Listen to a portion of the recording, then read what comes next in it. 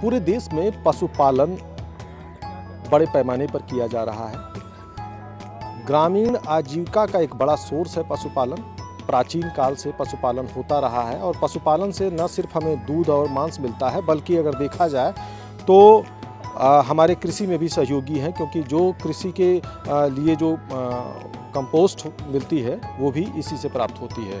तो किस तरीके से पशुपालन को हम समृद्ध करें और कैसे उनके दूध की मात्रा को बढ़ाएं, यहाँ तक कि उससे उन्नत किस्म की जो नई नई टेक्नोलॉजियाँ विकसित हो रही हैं, तो उसमें दो बड़े संस्थान हैं जो उत्तर प्रदेश में कार्यरत हैं। एक तो मथुरा में स्थित है, दूसरा बरेली के इज्जतनगर में है।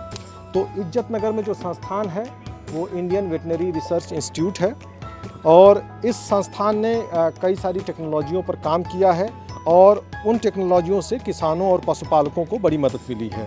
तो हमारे साथ में प्रिंसिपल साइंटिस्ट हैं, वो मौजूद हैं और हम इनसे जानना चाहेंगे कि किस तरह की आपके पास में यहाँ टेक्नोलॉजियाँ हैं और जो पशुपालकों को किस तरह से फ़ायदा पहुँचाएंगी। जैसा अभी आपने जिक्र किया कि हमारी पशुधन आबादी जो बढ़ रही है, उसकी पोषण आवश्यकताएं पूरी करने के लिए, प्रजनन आवश्यकताएं पूरी करने के लिए हमें प्रयासरत रहना होगा, तभी हम इतनी बड़ी मानव आबादी का भरण पोषण कर पाएंगे। तो इसलिए हम लोग सतत उस अनुसंधान में लगे रहते हैं। कुछ मैं आपको तकनीकियाँ यहाँ पर जो हम लोगों ने विकसित की हैं हाल फिलहाल में, वो आप लोगों के साथ मैं बांटना चाहता हूँ। ये एक पशु चॉकलेट है, यूरिया मोलेसेस मिनरल ब्लॉक, अंग्रेजी में इसको ये कहते हैं। ये पशु चॉकलेट के नाम से है। ये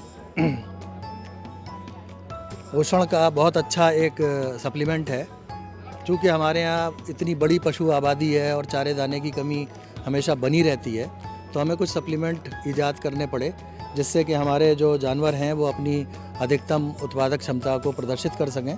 और पर्याप्त और संतुलित आहार अगर हम उन्हें नहीं दे पा रहे हैं तो हम संपूरित करें किसी तरीके से। तो हमने एक चॉकलेट बनाया, ये यूरिया मोलेसेस मिनरल मिक्सचर और विटामिन से मिला करके बनाया गया है।